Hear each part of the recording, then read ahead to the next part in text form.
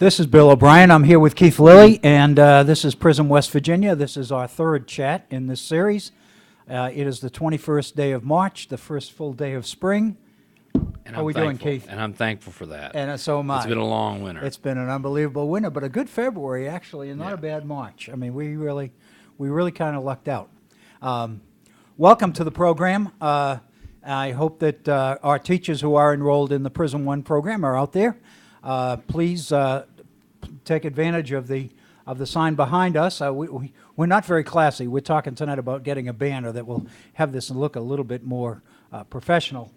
But for those of you out there who want to raise questions, who want to just send an email, just email Margaret Ramsey at mramsey@concord.edu, and Margaret will bring your questions into us. We'll get them on the air, and we'll address them as best we can. Also, if you are on the Ustream on the Head On Radio Network website, there is a built-in chat room in that session. You can type in your questions in the chat room. Bob Kincaid is sitting down there at the other end of this long table with access to the chat room, and he'll make us aware of any questions you type in that way. So in a sense, you've got two opportunities, two ways to interact, raise questions, concerns, or whatever. I'm especially interested in this for our teachers, but also there are surely some folks out there who are not enrolled in the PRISM West Virginia program for academic credit. This is a graduate course in American history run by Concord College, as many of you who've been with us before know.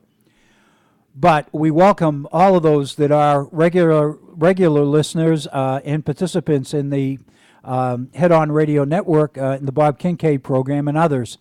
And we invite you to participate as well. If you have comments, if you have questions, if you would like clarification, I'm not guaranteeing that we can answer them, but we can sure bluff it a little bit. We can give it a try. The most important thing this evening is that we get some basic information across. We address, as our teachers, our enrolled teachers know, our second assignment in this semester, in this course. The essay questions are due in a couple of weeks. I believe the 1st of April, if I'm not mistaken, is what the syllabus. And by all means, don't forget to go on Blackboard, look at the syllabus, not only the content. With the last chat we had, we spent an awful lot of time talking about the content, the historiography. We talked quite a bit about John Fiske and the critical period and that approach to the Confederation period. We contrasted it with the internal revolution thesis of Jensen. We talked about the different approaches and the different emphases. What we promised to do during this chat is to address the questions, the very specific questions that you have been asked. Hopefully, and I've got to take responsibility, good or bad, I made those questions up. And I hoped that those questions would encompass the major material that we're dealing with in the second unit of this course. I also had to hope that the reading required, that we've placed reading on your Kindles. I'll get to that. I got a couple of things to say about the Kindles in a moment. But I want to make sure that the material that you need to address these questions is available in your readings, and that's very important as well. But what I would like to do this evening, besides addressing the questions themselves, and Keith and I can kind of bat back and forth how we would look at the questions, what we think the question is asking, what kinds of things a good answer ought to include, and then we'll leave it up to our teachers to go from there, knowing full well that if you are having problems or you are not sure of something or you have a question or a comment or a suggestion or whatever, by all means, please feel free to email us.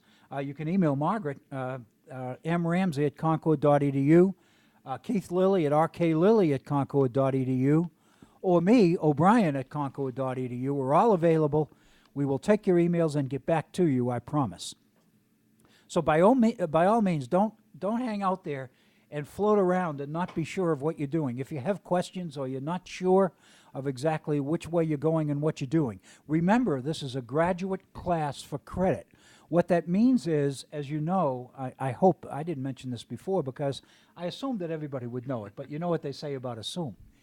A graduate course, if you get anything below a B, it's an F for all practical purposes. So ultimately, we're looking for A's and B's out there, folks.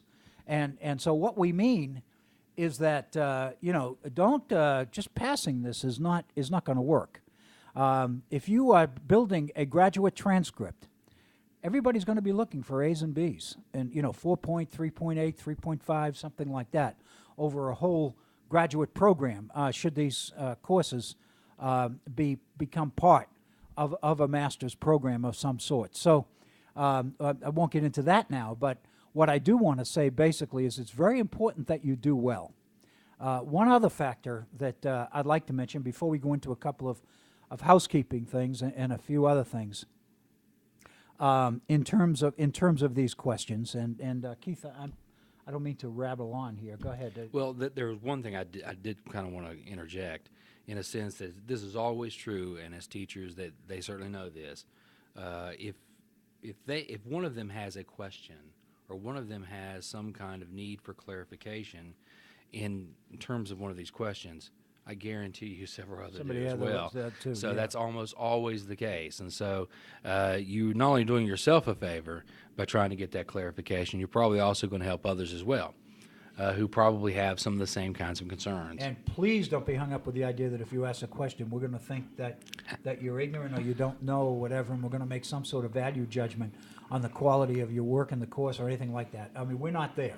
We are, from the day we spent together a few weeks ago, here at the Irma Bird Center in Beckley. We are on a first-name basis. The purpose of this thing is together to make it through this and to come out at the other end with a little bit more appreciation of the founders and the content and all of that. But the thing I wanted to add because later on if I wait, I'll forget to mention this. Keep in mind two things. Keep in mind what we're asking you to do as teachers. And so the questions that you select to answer, the questions that you choose to answer, go where you think you're going to get the biggest bang for your buck in the classes that you teach. In other words, take the questions that address the issues and deal with the materials that you feel offer you real promise in terms of teaching your classes and meeting your objectives in the classes that you teach. That is absolutely vital. The other thing is, and I go back to Phil Roden's experience with the DBQ project. Keep in mind, you are the teachers, but here in this particular situation, you're being thrown into the role of student in this course. So in thinking about submitting these essays, think about the model for a good essay question that Phil Roden shared with us when he was with us on All Day Saturday a few weeks ago. In other words, think of the buckets. Think of the argument, the idea that not only is it important to present the evidence, but you have to basically take the evidence and show how that evidence supports your answer to the question. In other words, we want, and that's what Phil was talking about, what you want your students to be able to do is take the appropriate information, put it in the appropriate buckets, and then address a bucket at a time. Basically, give your answer, which is your thesis statement, your opening paragraph or whatever. If you want to do something that Phil referred to as the hook, by all means do that. But what I'm looking for in these essays, first, that you address the question. Secondly, that you know the kinds of information that you need in order to support your answer to the question. And then thirdly, how you deal with this information and how you argue for your answer to the question. And then your conclusion is obviously a summation of the whole thing. In a nutshell, that's what we're talking about here. And how they argue is more important than what they argue. Than what they argue, right. The conclusion is not really what we're focusing on. We're focusing on the process. Phil Roden mentioned when he was there that day that one of the major missing elements when students take on essays, high school students and middle school students he's talking about, but even elementary students as well. If you give them a piece of an artifact, a painting or whatever, Washington crossing the Delaware or something like that, and ask them to give meaning to that picture. What do they see? What kinds of feelings do they get? What kinds of emotions does that picture generate in them, et cetera, et cetera, et cetera. And what you're doing is collecting, putting together a lot, you're basically developing a lot of evidence. Then you basically formulate an overall interpretation of that artifact or that painting or that cartoon or that poem or that picture or whatever it is you're talking about. Then you go back and argue for your reading of that, your interpretation of that particular piece of Americana, piece of history, as it were. And basically what we're arguing for, what we're looking for, is your ability to take the information and show how it supports the answer to the question that you have chosen to offer. Phil mentioned that high school students and middle school students tend to eliminate the argue part. He told us that both times that he's been with us. And let me tell you, from years of grading essay exams at the college level, and I think Keith would agree with me, that even at the college level, what you see is that students will answer the question and then give you all the evidence that go into the answer, but they don't answer it. In other words, they don't analyze the information to show how the information supports their answer. They just simply throw everything out there and they know. And then it becomes the reader. In my case, if I'm grading it, it's up to me to take your evidence and apply it to your answer. And you want to do that. And that's kind of what I'm looking for. And so you want to do that. It doesn't. Your essay doesn't have to have everything. If there's something missing or something major that probably ought to be in there that isn't, I'll mention that. But you're not going to fail the essay because you leave something out.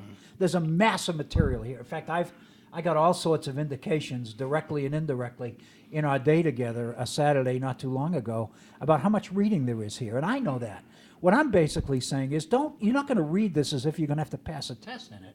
What you're doing here is you got questions. Tonight, hopefully, by the time we get through, you'll have a fairly good handle on what the questions are asking you and what kinds of information you would want to address in order to answer that particular question. And then you can go where in your reading the material that you need to answer the question is located. What you're doing is developing answers to the question. But again, if you pick your questions well, you're going to be doing things that you can use in your teaching as well. You want to basically, wherever you can, incorporate as much primary source material as you can. Now, that doesn't mean we're not going to give you a quiz on what Federalist 37 is about. There's no way we're going to do that.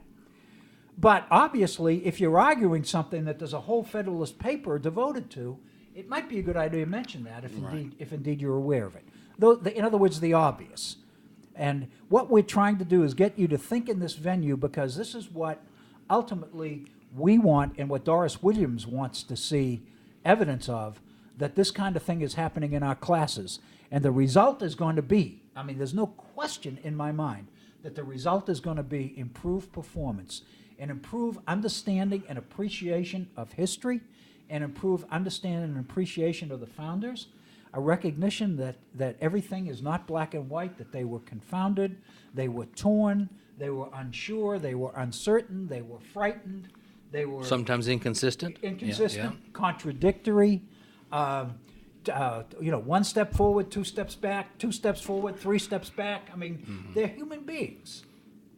And so what we want to do is try to, as much as we can, become much more familiar, as it were, with the period and the issues and the people, not the biographies. But on the other hand, there are an awful lot of good biographical stuff out there in Washington and Jefferson and Madison and Patrick Henry and all of these people. Those of you who did Patrick Henry's Give Me Liberty or Give Me Death speech already know that Patrick Henry, if you have looked at Pauline Meyer's book on ratification, there's this baby. It's a gem. If you've looked at this and you look at the chapters dealing with Virginia ratification, and you don't come away with an appreciation of Patrick Henry's oratorical power, even his arch enemy, Madison, basically says you can't do anything in Virginia without taking Patrick Henry into consideration. If he's not on your side and he's on the other side, you got to deal with the fact that you're going to have to deal with him, and he's tough. This is like March Madness gone crazy. In other words, it's trying to, what do you do to stop the superstar on the other team? I mean, we're into that Right. this period, and that's what we're talking about. What do you do to stop somebody like Patrick Henry, and how do you deal with that? And that's what we're talking about, the appreciation for these people. So there's a lot of places that you can go with elementary students in terms of the biographical stuff, and the pictures, and the speeches, and excerpts of speeches, and cartoons, and all of these. I mean, it's just immense. What we want students to do is engage. And the irony of the situation is that while we have to face the reality that elementary students don't have the content background that middle and secondary students do, we appreciate that, we understand that, the teachers understand that. The fact of the matter is, what elementary kids have that unfortunately, a lot of middle and high school students don't have is interest and enthusiasm. We found this out this past weekend. Yeah. Keith and I both judged a social science fair here in Beckley on Saturday. And it was really interesting because we had 3 divisions, 3 categories. The first category, Division 1, was 4th and 5th graders. Division 2 was middle school. Middle school, and Division And 3 was high was school. high school. Fact of the matter is, almost all the no-shows were at the high school level.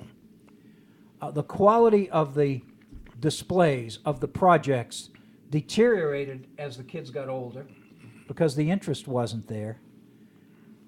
There was I'm probably I hope I don't give away the secret because I don't know the little girl's name.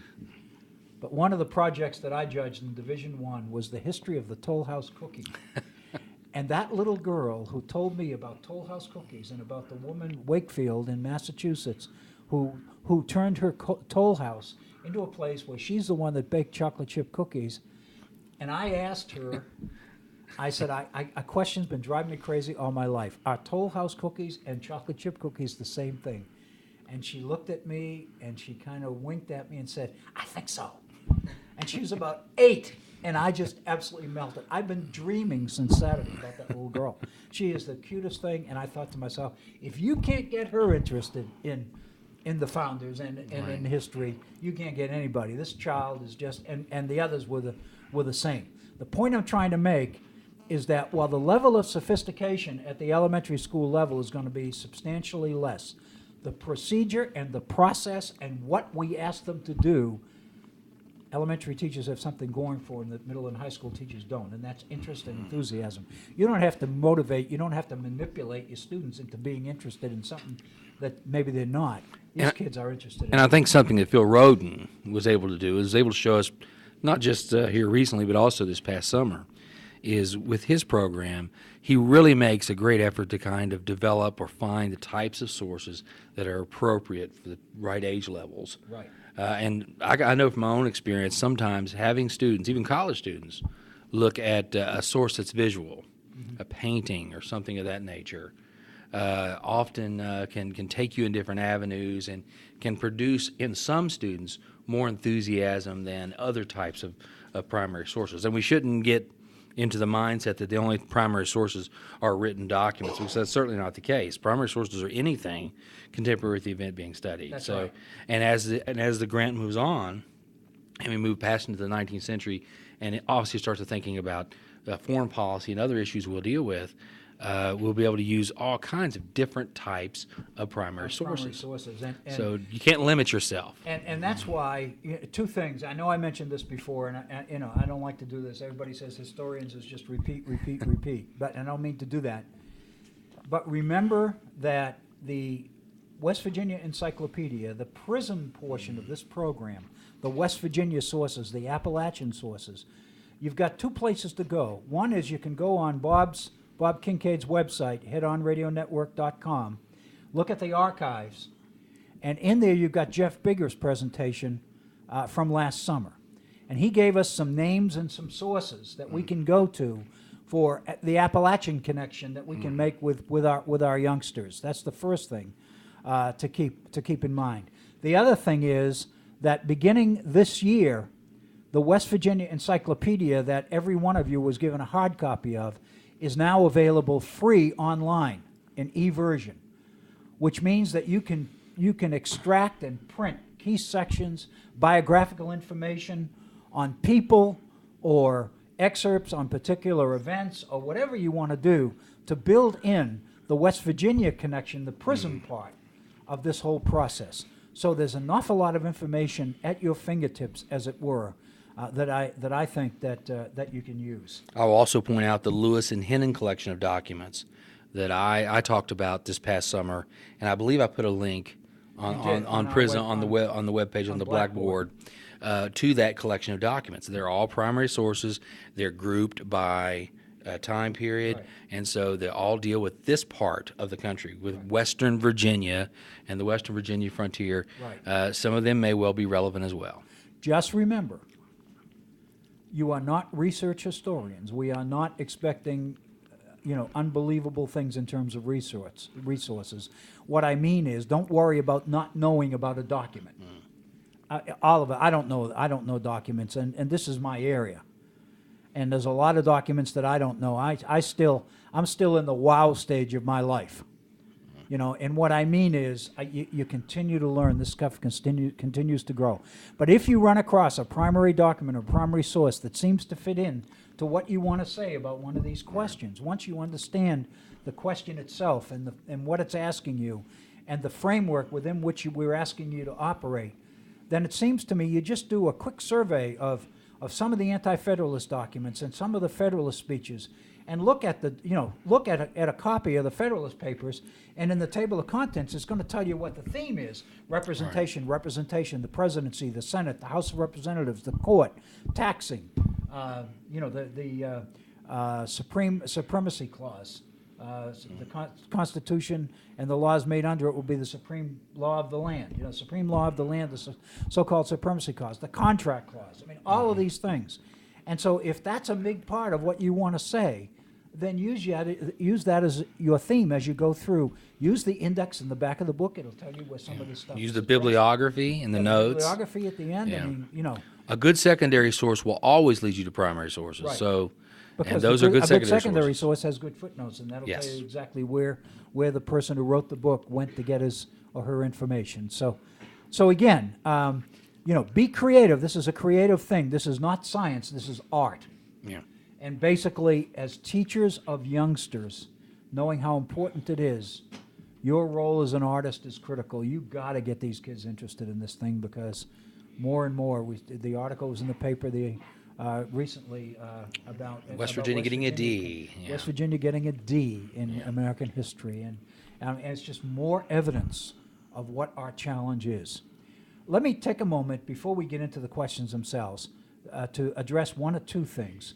One is, I want to briefly go through the summer program, what we're looking at in terms of dates, when you report, those kinds of things, because Margaret's gotten some emails. People are asking these questions just to confirm, because I know, like me, you're trying to plan your vacations during summer and all that. So you need to have some pretty specific information, and I'm prepared to give you some of that here this evening. The other thing is the issue of the libraries, and I don't want to overplay this or belabor this, but it's very important, because we allocated $12,500 a year to go to our local libraries to work with us in these projects. Now remember, the purpose of that money is not specifically to buy information or buy materials or buy books or buy tapes or buy licenses or buy subscriptions or whatever. That's not what we're about. The purpose of this was to forge closer relationships, closer links between you, the teacher, and your students and the libraries. And hopefully, I mean, this, there's a little bit of self-interest in this too, hopefully to forge closer relationships between your local libraries and Concord's Marsh Library, which is critical here. This morning, I sat in Steve Rao's office in the library, and he got on his computer and he dialed into the Rotunda website for the first time. It's available on campus. It's not available to you yet. Now, what they're going to have to do is they're going to have to basically create a link under the library. So if you go to Concord's website, www.concord.edu, and you basically go to the library, then one of the links under the library is going to be Rotunda.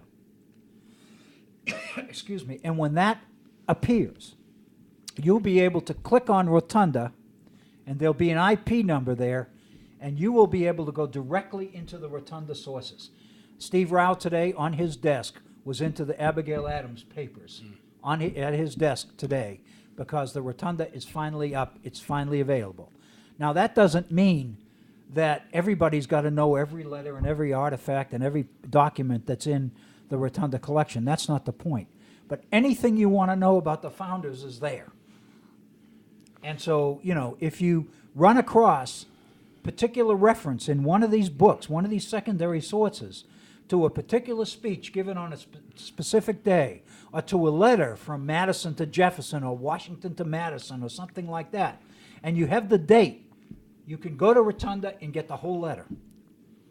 And I think Meyer especially made use of that collection to a large degree, so that would certainly be the case in terms of the Meyer book. Are they going to have to log in like they do to Blackboard in order to get into the collection? As far as I know, because they already have Concord accounts, emails. Yeah, they can they'll be able use to that. Directly access. They can use that Yeah, just like so you'll your- need your account, you know, your password, and your what is it, ID? Your ID yeah, or your ID and your and then your prefix to your and then your password. yeah. It's the prefix to your email address. yeah, like mine is RK Lilly, yours is O'Brien. O'Brien. And I just type in there, and then I dial my password, and I'm in. And then you just click on, you go to library, and then click on Rotunda, and it'll be there. It's not there as of today, but it should be there, very honestly, by the end of the week for sure. Okay. So, you know, I wanted to mention that. But back to the issue of the library. We allocated $13,000 a year to these projects in local libraries. And as I mentioned, I spoke to the Mountain Library Network board meeting in the fall. I drove up to, I can't remember, Davis and Elkins or somewhere. I can't remember where it went, Buchanan or somewhere. And spoke to the folks at the board, and I told the librarians that they would be hearing from you, the teachers. And what I mentioned is that if you work with your local library and you define needs that'll help you with this project, with the PRISM project, that if you put together a paragraph as to what it is you want in your local library and why you want it and what the cost is and all of that, we'll evaluate them if we get too many. But since we are able to fund 5 $2,500 projects a year, we're able to do 5. And theoretically, we're good for 5 years. That allows us to fund 25 projects. Now, that means we'll go back to some libraries for second and maybe even a third time. That doesn't matter. The point I'm trying to make is that we had no takers for the first year money. So in order that we wouldn't lose it, what we did is we picked 6 libraries strategically located throughout our service area in southern West Virginia, and we sent them a letter, and we say, we're basically allocating $2,500 for this project to your library. And what that means is, then we said, we're alerting you, the teachers, that the money's there, so that all you need to do is make contact with one of these local libraries that has the money, and then you can do that. Well, we've had a couple of takers. Raleigh County Library has used theirs, and I believe Summers County, I heard today, had bought a lot of material, a lot of books primarily for theirs. Starting this summer, we're going to have more than 50 new teachers coming on board. The same program is available to those teachers. So if something you want is available, you need to strike before we get 50 more teachers who are after that money. The other thing to keep in mind is this program, this course on the founders, is only the first of 5 courses. All 5 of these courses are part of this project. So if there's something on the Civil War, or something on contemporary America, or something on labor history, or something on women's history, or something on foreign policy, or something on the Supreme Court, whatever it is that you might want that relates to the ideals and the values of the founders, and you want to work out with your local library, we'll fund it. We want you to use that money. The money is not out there to make you jump through hoops for it. The money's out there so you will get it. We want to give it away. We don't want it left. So the reason I mention this is Steve Rouse sent me an email last week, at the end of last week, and said that the Mountain Library Network Library Board had met. And one of the issues on their agenda, according to the minutes, was the PRISM project. And the librarians were claiming, first of all, that they didn't know who the teachers in their area were that were involved in the project, and that they were waiting for somebody to come forward from the project to help them get this money, but nobody, they hadn't heard from anybody. So I'm not saying go out there and just come up, don't just create something to use the money. You don't want to do that. But if there is something that you would like to do, by all means do it. Because starting in July, after we finish our summer project, our summer on-campus experience, we'll have an additional 55 teachers. Right now, it's 55 teachers that we've got, new ones. That So are it gonna be could competing become with that money too. it could become very competitive. It could become yeah. very Yeah. competitive. So if you can think of something that you might want or need, go to your local library, find out what they have, tell them about the project, find out what they have or what they might like to have that would help you and your students, and order it before anybody else gets in on it. I think what you find very often in local libraries, county libraries, for example, right here in Raleigh County, the Raleigh County Library is actually very strong when it comes to history, both American and European, especially for a library its size. I think they've done an exceptional And job. boy, I'll tell you, But what they don't have very often, what you don't find in local libraries, are document collections. document collections, and that's Primary why source-based the things. Rotunda stuff is just incredible. All John Kaminsky's ratification stuff is on there.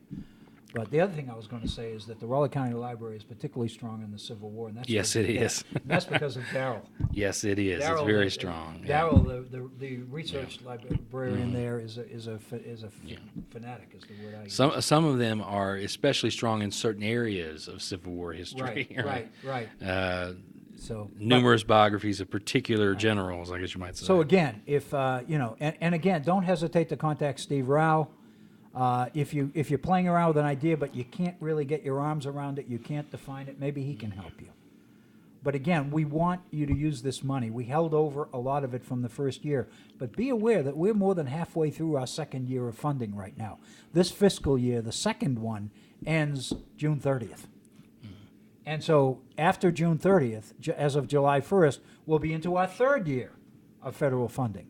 And we haven't done a whole lot to spend years 1 and 2 yet. So it's very, very important. Now, I'll try to hold this money over as long as the federal government will allow me to do it. I'd really encourage everyone to maybe look at googlebooks.com or look at amazon.com and see what's in print. And maybe even look at some of the university press sites and see really what is in print. You might be able to determine what kind of, maybe especially if you're thinking about document collection, a collection of letters, a volume that has particular letters or something in it, that might give you an idea about what you might really want to go for in terms of this. Right. Just finding out what's in print. And so in order to do that, you really kind of have to go beyond the history book club selections or something of that nature. That's all going to be secondary stuff. And there's nothing wrong with that. I'm assuming that they certainly can use these funds in order to get good, sound secondary sources, biographies, things like that, that people outside the whole project will actually be able to read and glean something from. But if you can find something that would be especially useful to you, chances are it's going to be useful to your students. Right? So that's certainly advantageous. One of the things that Steve Rao, the librarian, is going to do this summer with all of us when we get together is he's got the hard collections of Harper's Magazine, yeah. Harper's, all of them from the 1850s and 60s, and he's going to basically take, I think it's a 12-year period he's talking about, and he's going to put all the magazines on a cart and wheel them up to the classroom that we're in, and basically he's going to go through the magazines and we're going to look at the Civil War as it was written about month by month by month, Right. as Harper Magazine dealt with the Civil War. In other words, he's going to basically take us through this primary source material month by month as Harper's wrote its own ongoing history of the Civil War.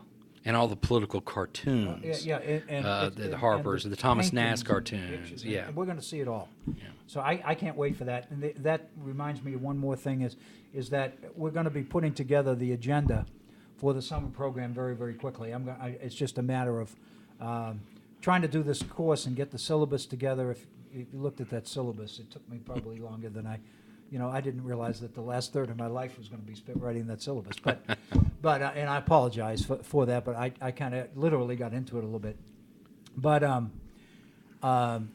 we'll be doing the agenda. But let me, while we're on that, let me give you the dates again, because most of you out there, the teachers who have been with us, who are the veterans, so to speak, you've been with us throughout the whole year.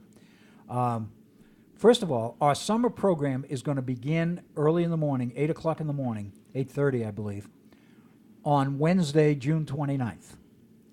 But not for you. This is going to be for our new teachers. Our new teachers are going to report on Wednesday, June 29th. And we're going to have them all day Wednesday and all day Thursday, and maybe a portion of Friday, depending on whether Right. Tom Tierney is going to be with us or Right. not. I'm waiting on final confirmation from him. If he can be with us, we're going to give him Friday morning. And everybody needs to keep their fingers crossed there. Right.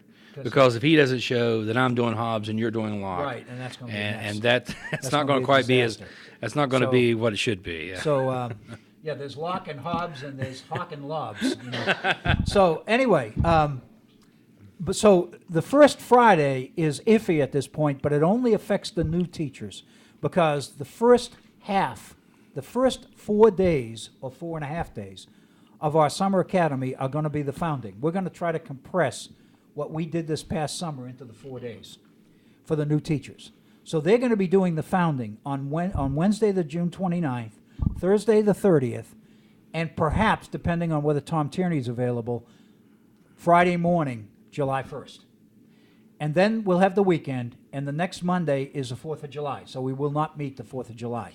But we will. The new teachers will reconvene on Tuesday morning at 8 o'clock, 8:30, and we will have Tuesday and Wednesday on the founding. That will complete the founding. John Kaminsky is going to be with us on Tuesday and Wednesday. If any of you would like to come back to spend the day with John Kaminsky or revisit John's presentation or whatever, you're more than welcome to do that. You don't have to do it because you've been through it once. But if you'd like to come back and see John or talk to John or share with him some of your experiences or whatever, I know that he'd love it. I know Tom Tierney would love it. The piece that we're going to have this summer that we didn't have last summer because of his illness is Bob Bliss. Yeah. Bob Bliss has already asked me the specific dates, and I've got confirmation he will be with us on Wednesday and Thursday, the 29th and 30th of June, for the new teachers. But if you would like to come, you are more than welcome. You do not have to. One thing we could do is we could put the agenda on Blackboard. Well, And that way, we'll have the agenda on Backboard. We'll mail you hard copies Okay, of the good deal. agenda, and the programs will be on headonradionetwork.com live. All right. So you'll be able to get them that way. But if you'd like to come and join us and talk with these folks, by all means, you're free to do that. So you, the veteran teachers, will not report until Thursday, July 6th. That's the second week. So we will have been through one Thursday. The second Thursday will be when we begin the 19th century. And that's when the founding will end, and then we will begin the 19th century, and we will have Thursday and Friday, because we're doing 4 days that week since we don't have Monday. And then the next week, the last week, we'll have Monday, Tuesday, Wednesday, and Thursday on the 19th century, and Friday portion of it if we need it. You know, I don't really know Right. what we're doing at this point. But we will put together an agenda that spells out those dates. So you veterans do not have to report until Thursday, July 6th. If you would like to come to the week before that, or the few days before that, to see John Kaminsky earlier that week, by all means, you're more than welcome to do it. We'll feed you. We'll put you up at the dorms if you want that. You know, the last thing I want to do is deny you access to what I think is an absolute treasure, historical treasure. So anyway, those are the dates, and we'll be getting specific information out on that. Also, I'll be putting the third unit of this class on Blackboard as quickly as I can. It's not going to be nearly, believe me, as extensive as the first two units. It's going to deal with the Washington and Adams administration, the quasi-war with France, Jefferson's election of 1800 as a revolution, the movement towards renewed war with Great Britain, and ultimately what becomes the War of 1812. And that will be the end. And again, our theme is going to be the implementation of the ideas of the founders and the values and all the things we've looked at so far. So there is a theme throughout all of this. So the third unit will not be nearly as extensive or comprehensive as the first two. The due date, we will have to get this done by the first week in May. So your last set of essays will have to be due early in May, because I'm going to have to turn grades in at the end of the semester along with everybody else at Concord. Most of you now, we've gotten some emails on this. I had to give everybody an incomplete at the end of the fall semester because this course was not complete. It was a whole year course. So that meant that everybody got an incomplete because the course was only partially completed in December. But everybody will get a grade in May, early in May, when I submit the final grades. I was telling Keith, I have not read yet, I will, but I have your first essays all printed out, all stapled together. I'm going to be reading these and reacting individually to each of you by email on the first essay. So as you're working on this second essay, I'll be sending you comments on your first essay. So I'm not going to do anything elaborate. I don't want it to take too long. I want it to be helpful. I want it to be positive. Remember what Phil Roden said. If an exam is going to be a learning experience, then I owe you, as the person who wrote these essays, I owe you comments and kudos for what you did well. And I need to say, from my perspective, you could strengthen your essay if you had gone there, if you had considered this or whatever. But that's what I'm going to do. There's no way in the world I'm going to say, you are not worthy to be a member of the human race based on your response. I'm not going to do that. That's not what this is about. Right. You are teachers and you are professionals, and you've got the future of this country in your hands, literally. And we want to do everything that we can do to make you do that well, and that's what all this is about. So please keep that in mind. Okay. Anything else? Well, I do want to remind everybody about the field trip, and we've talked about that. I think the last chat we certainly talked about it when the teachers were here. But we're going to have the field trip with Dave Bard on the 8th. On the 8th, Friday the 8th of July. And we are going to have a military history section, a presentation. Is it the 8th or the 7th? That's the 8th. It's the 8th, okay. Friday the 8th. We're going to do Droop Mountain and Lewisburg. Mm-hmm. We're going to try to do it all in one day. Right.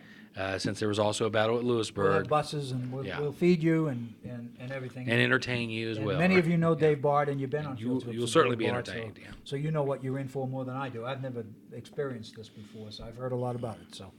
So we'll be doing that on July 8th. So that's one change that we'll have this summer that we didn't have last summer. So I think it's going to be. I just think it's going to be great. We're going to do the best we can to make this a memorable experience. But again, how it plays out in your classes with your students is the ultimate test, and whether in fact this has been a worthwhile exercise or not. Again, let me remind you before we get into these questions, and you might have comments or suggestions or criticisms or questions or whatever. If you email Margaret, she's sitting in her office at her computer right now watching us, and if you email her at mramsey@concord.edu and just jot your question down, she'll print it out and bring it in. We'll read the question here. Keith or I will read the question, and we'll do the best we can to respond to it. Keith, are we ready to get into the questions? Yeah, I think so. I tell you what, let's start with the first one. Start right at the top. I'm going to read the question, and I think you're going to react to it, and we're going to see where we go with it from there. And remember, our goal is not to answer we're not telling you what to write. This is your essay. Right. But basically, what I want you to know after we get through tonight is what each question is asking you, and what we think you probably ought to think about and consider and address in order to answer the particular question. Okay. The first question starts with a quote from Ralph Waldo Emerson in the early 19th century, and it's from Gordon Wood's book Radicalism, which I think you have a copy of there, Radicalism in the American Revolution. Yeah, I'm going to say a couple of things about this after he reads the question. Okay, so this is where that quote is from, and this is Ralph Waldo Emerson, and I quote, "It is the age of severance, of disassociation, of freedom, of analysis, of detachment, every man for himself. The social sentiments are weak. The sentiment of patriotism is weak. Veneration is low. The natural affections feebler than they were.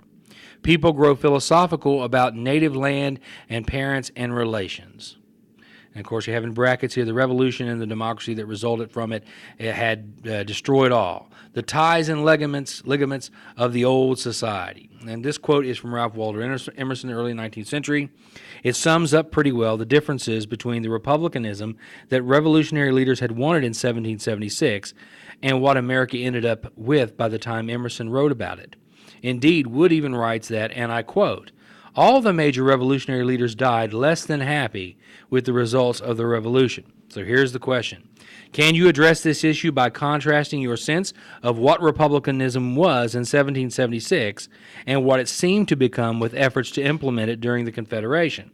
Do you see evidences, hence, in the 1780s of the problems that would concern Emerson so many years later? Any thoughts about ways that Americans tried to cope with these challenges? And of course, there's a note here. Don't overlook the issues and sources John Kaminsky provides here in his Federalist and Anti-Federalist. His chapter 1, his first chapter, is on republicanism. Okay, I mentioned to react to this question first, we want to basically make sure that everybody's aware of what the question is asking. I also want to do some clarification about Gordon Wood's book, Radicalism of the American Revolution. I went on Amazon before we got the Kindles, and on Amazon it clearly says that this book, Radicalism of the American Revolution, is available on Kindle.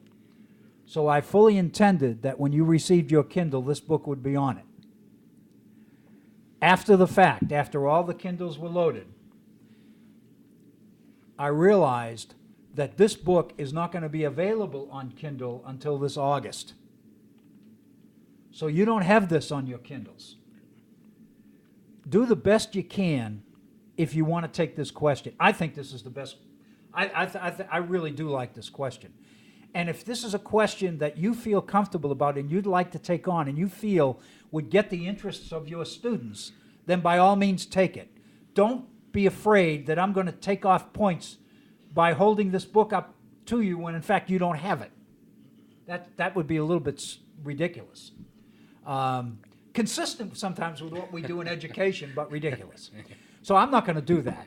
If this is a question that you would like to take on, and I think it's a very worthwhile question, and we'll go into the reasons why in a second, then by all means, feel free to do it. If you want to buy, this is reduced. It's like $10 if you get a hard copy of this on Amazon. I mean, it's a reduced rate. I think it may be like $12.94 or $12.79, something like that. But it's not going to be available on Kindle until August. We will make sure that our new teachers have it for next year's course in the founding. But you don't have it. And I just want you to be aware of that. So therefore, what I thought I might do this evening is kind of give you a little bit more information about what's in this book than I ordinarily would if you had the book. And basically what I said is I'm going to kind of tell you a few things that are in this book, and then if you choose to take this question and you want to use those, you can. Okay, because I think the question is extremely relevant. Keith, do you remember at the beginning of the course, in the first unit, the first syllabus, the first portion, the Unit 1 portion of the syllabus that we put together, there were some quotes in there from Hamilton and Jefferson and Madison, et cetera, on republicanism and what a republic is and all that stuff, if you remember. And I know all of you have that. It's on Blackboard. There was a quote in there from Jefferson. And what Jefferson was talking about, and I can't remember that, I didn't take, time to look it up this evening, but if you look back through Unit 1 syllabus, you'll find this quote from Jefferson. And it's based on the idea that the founders believed, Jefferson believed, that the very essence of human nature meant that people naturally cared about other people. Remember the argument that, this idea, and it goes all the way back, I'm not writing your essay for you here, but if you go all the way back in Western civilization to Christianity, to the origins of Christianity, the idea that Adam and Eve and man's fall, and the Puritan belief that man was basically evil, because that man's nature was basically original corrupt. Sin, yeah. And the idea of original sin, man was stained forever with original sin because of Adam's sin, et cetera, et cetera, et cetera. Then there's this basic idea in Western civilization that man cannot do what's right unless he's forced to. Depraved. Yeah, that man, if left free to do what he chooses to do, will do evil. Because basically human nature is evil. And Cotton Mather in Puritan, Massachusetts, used to talk about students, young students in school. And he said basically they come to us and they're empty vessels. And it's very important that we fill those vessels with truth Because if we don't, they're going to be filled with untruth. Yeah, the devil will fill them with The untruth. devil will Yeah. fill them with untruth. So it's very important that we fill them before the devil has a chance to fill them. And the idea is that given people's absolute freedom to do what they want, they will always choose evil over good. They will always choose wrong over right. So then the question becomes, given that, how could the founders in 1776, how could they be so naive and so idealistic and so pie in the sky to believe that man would naturally care about his fellow man, that man would naturally worry about his brother? How could we expect people to be willing voluntarily to put the best interests of everybody ahead of their own self-interest, ahead of their own greed and private interest? In other words, the founders believed that republicanism absolutely, going all the way back to classical Greece and Rome, they believed that the essence of republican government was the virtue of the citizens' willingness to put the public good ahead of their own private self-interest and the private good. And the idea that people would naturally do this. And the basic point I'm making is that Western civilization taught that man is naturally evil, and he's not going to do it unless you force him to do it. Right. And that became a rationalization for despotism and autocratic government. And the idea the only way that people will do what's right is if they're forced to do it or they're tricked into doing it. Right, and of course, I mean, you can take us back to St. Paul, St. Augustine, certainly so. But even if you look at like Thomas Hobbes, we mentioned him a while ago, Thomas Hobbes justified absolutism, the rule of the king. The need for absolute government, because In other man words, was so corrupt. yeah, if we do not, in a state of nature, without civil society, without civil government, what we will be is a wolf to our fellow man. Right. Life will be solitary, nasty, poor, brutish, and short. Tom Tierney Yeah, last year. exactly. And, Yeah. and the state of nature is a state of war where every man is at war with every other War man. of all In against other words, all. if everybody's free, then there's anarchy. Yeah. There is not order. And so Hobbes's argument was the only way to create order out of this chaos is to create an absolutely all-powerful government Yeah. and not give people any rights or any freedoms of their own. Because you surrender your rights. Right. Yeah. And the argument is if you create a government which is strong enough and powerful enough to create peace, then you can have a little bit of freedom because government's protecting the environment. So your freedom is has a direct relationship to the success and the power of government. The more powerful and effective government is, the freer you are. The less powerful government is, the more we're moving towards anarchy, and your freedom becomes more and more at risk. Maybe something is helpful here. Hopefully I'm not throwing you or anyone else No, you're off. not. But if you're thinking about Hobbes, what Hobbes is suggesting, and really what divine right suggests in terms of absolute monarchy, that suggests a society in which your goal is stability. Your goal is static. Your goal is not progress. Right.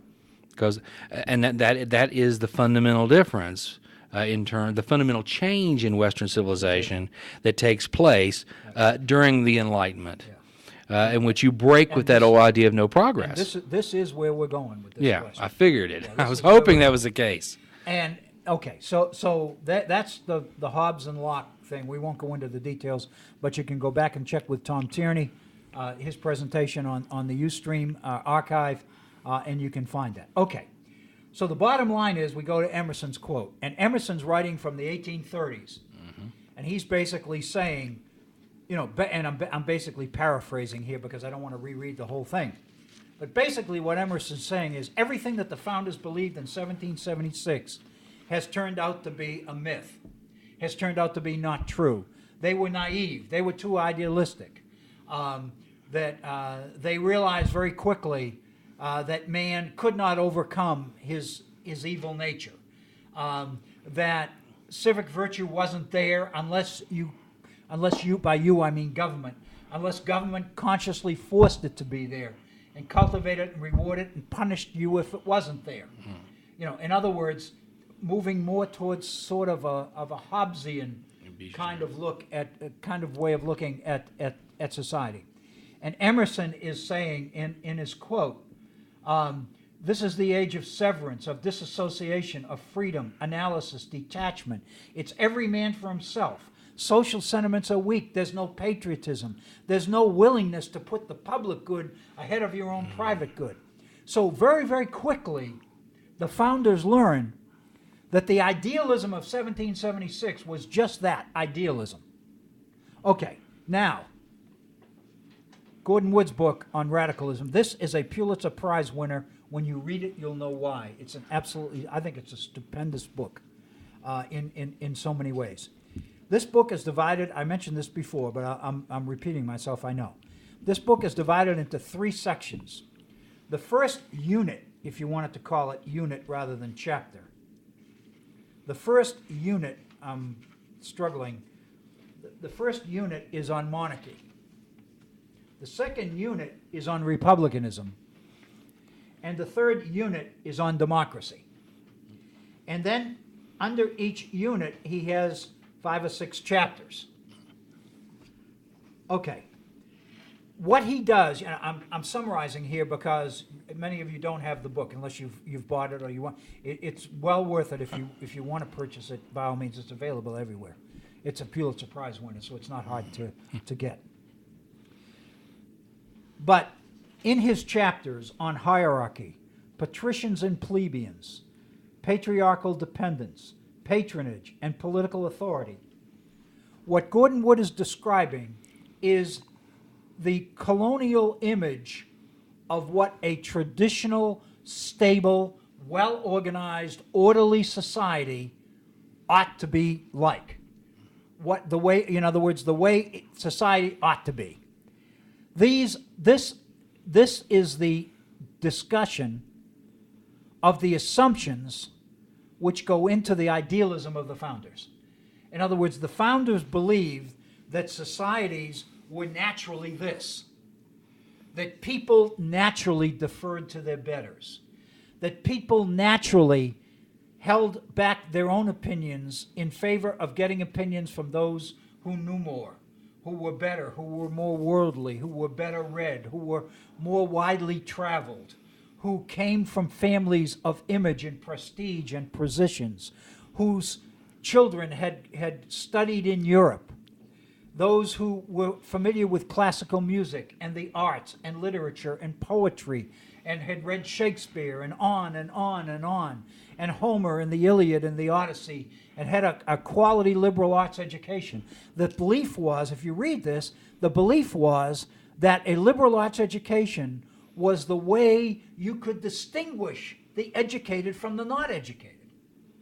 And so the assumption was that this society would naturally happen, and that people would naturally defer to their betters and defer to the judgment of their betters, and that they would look to their betters to hold the positions of power in government, political offices, governors and members of the colonial assemblies and all the rest of it, that the decisions that mattered for society as a whole would be made by the people most qualified to make them.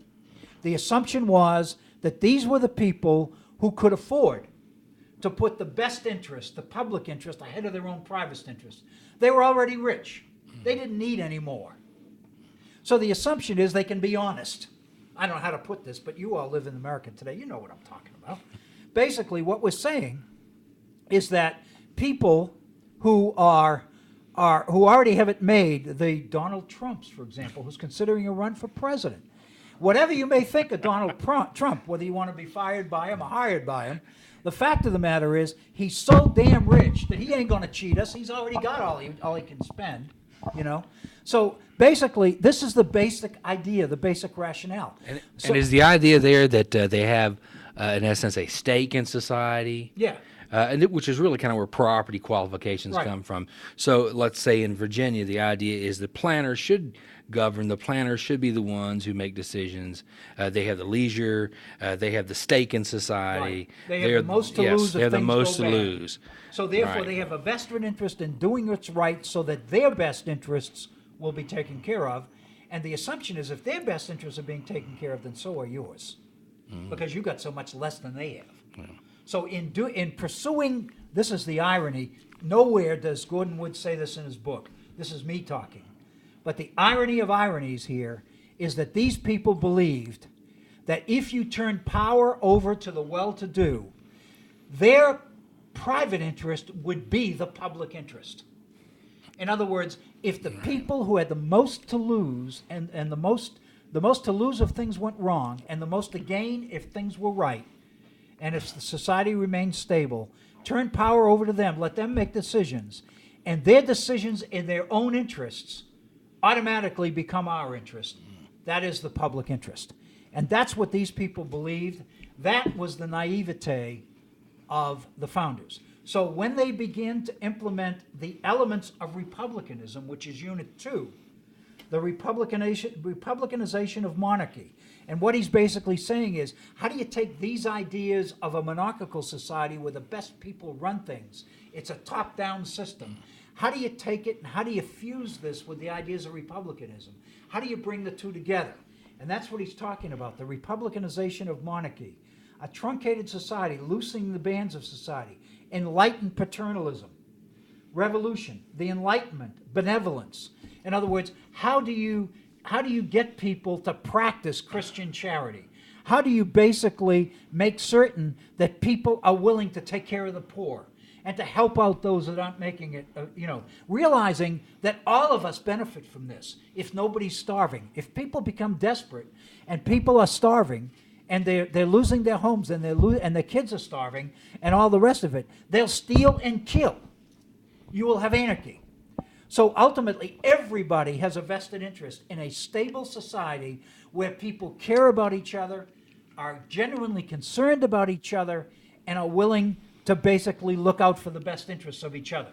People who are willing to put the best interests of the public as a whole ahead of their own self-interests. Because basically, the assumption is that if I basically put my self-interest first, it's going to be whatever's good for me, the hell with you. And the argument is you can't let that kind of a person in a position of influence. You got to make sure that your offices are staffed by people who've already made it, who have nothing personal to gain. What they want is they preach benevolence, and they teach humanity, and they teach brotherhood, and they teach Christian charity, and they basically practice it. And the assumption is they don't look for salaries for office holding. They don't want to get paid. The assumption is because of their position in society, this is the way they give back. That it is expected that your success in society involves the fact that you'll be willing to give back a portion of that to your community, to the people in your society. That's a very classical concept. Yeah. I mean, it really goes back to Greece, Right. with the whole idea of civic virtue in terms of, I mean, Athens for a long time did not pay government officials. And then eventually, once you get into the period of Pericles, they did. And that's often portrayed, especially As the beginning of the as end. the beginning of the end for them. And that's the reason why Sparta prevailed, Right.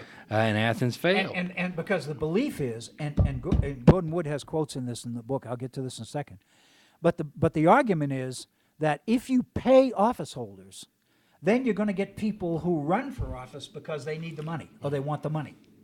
And so their self-interest is what causes them to be a candidate, not their willingness or their commitment to public service.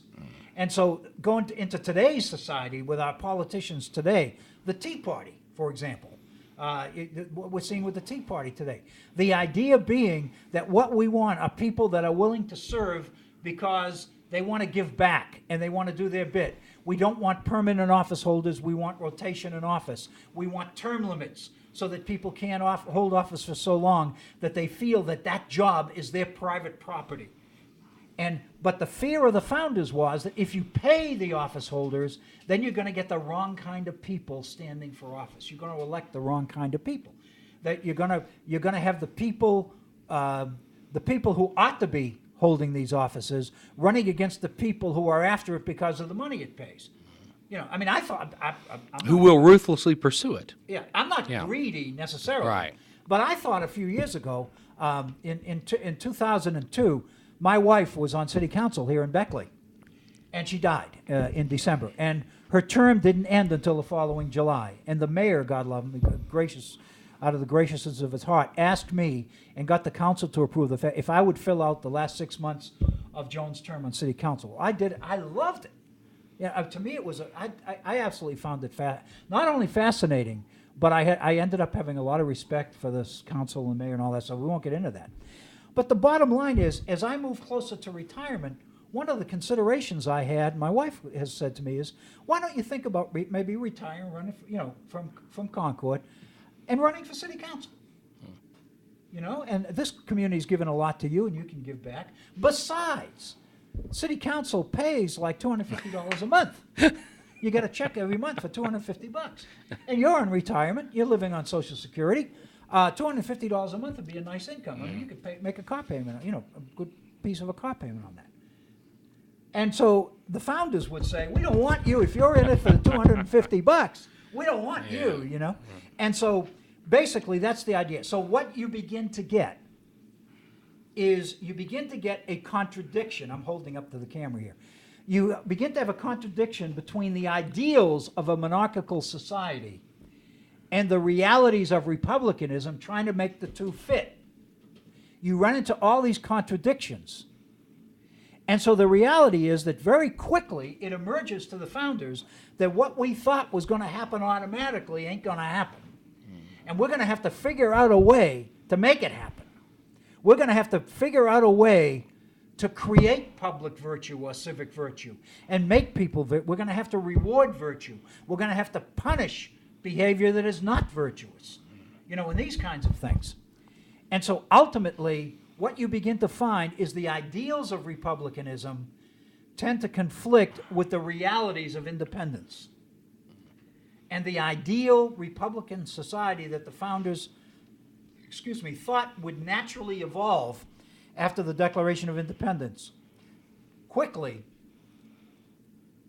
it becomes clear to many of the founders that it ain't going to happen, and we're going to have to do something fast, because what we thought was going to happen is not happening, and this society is going down the tube, and that's the John Fiske approach, the critical period in the Confederation period. And then the third section of Gordon Wood's book is democracy, and this is the reality of what we end up with by the time we get into Jefferson's administration, and especially as we move towards Andrew Jackson. In the late 1820s, and that's when Emerson writes. Right, yeah. And when Emerson writes, his quote in the 1830s is, look at our society, it's gone to hell, is what Emerson, he's not saying that, I'm saying that. But what Emerson is saying, he said much better than me. I say go to hell, but he puts it in a way which he can get away with. We have dissociation, freedom, analysis, detachment. It's every man for himself. Social sentiments are weak. The sentiment of patriotism is weak. Veneration is low. Natural affections feebler than they were. People don't care about each other like we thought they would. People only care about themselves and about their own self-interest. They're looking to help their own kids before they help other people's kids, et cetera, et cetera, et cetera. How can we create the society? And that's why Emerson says, in italics, all the major revolutionary leaders died less than happy with the results of the revolution. What they dreamed would happen didn't happen.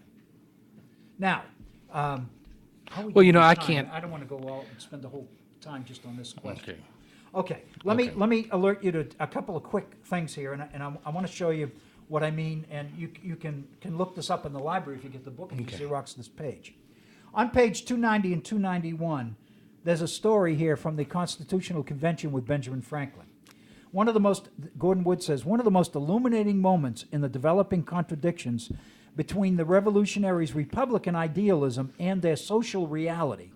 See, this is the issue. This is what Wood's saying. One of the things that became very clear that distinguished between the revolutionaries' Republican idealism and their social reality came early in the Philadelphia Convention of 1787. On June 2nd, so if you want to look up Madison's notes, you can find this. On June 2nd, Benjamin Franklin proposed that members of the executive branch, the president and his appointees, quote, shall receive no salary, stipend, fee, or reward whatsoever for their services, unquote. That quote is directly out of Madison's notes. This was putting the issue about as starkly as it could be put. and the response of the convention tells us volumes about what was happening to the classical Republican tradition in America. The 81-year-old Franklin felt strongly about not paying people who served in government and had written out a speech which James Wilson delivered for him. The saving of money from the salaries was not his aim, he said. It was the evils that the salaries would cause that he wished to prevent. If the government paid salaries to its executive officials, it would attract into office the wrong sorts of men, the bold and the violent, the men of strong passions and indefatigable activity in their own selfish pursuits. By making our posts of honor places of profit, said Franklin, we would sow the seeds of contention, faction, and tumult. The old man realized that some may imagine that this is an utopian idea and that we can never find men to serve us in the executive department without paying them well for their services. But, he noted, the country gentlemen and the aristocrats of England and France took up burdensome offices without pay. And had not General Washington led the Continental Army for 8 years altogether without the smallest salary? These examples show that the pleasure of doing good and serving their country and the respect such conduct entitles them to are sufficient motives with some minds to give up a great portion of their time to the public without the mean inducement of pecuniary satisfaction. Surely America, he said, had sufficient numbers of such disinterested men. So Franklin is laying out before the Constitutional Convention, we better not pay these people because we're going to get the wrong kind of people. And of course, you look at that quote from Emerson in 1830s, and Emerson saying, hell, Franklin was right on. Look what happened in our political system. Look at the people that are running. Look at the elections we won where we're giving alcohol to people in order to get them to vote a certain way. This has become a sham. Well, could you find a way to contrast anything in any more of a dire situation? I mean, the contrast between what Franklin is saying and Andrew Jackson, and embracing the spoils system, the idea that this is politics as it should be, that our people should come into office and all of those government jobs should go to our people, and everybody who supported our predecessors should go out, and that's the right way to do things. And Gordon Wood says it's all about jobs. I think it's Empire of Freedom, but Right. He says in one of his other books, Gordon Wood makes the comment, and said none of the founders ever dreamed that the typical American would be Andrew Jackson.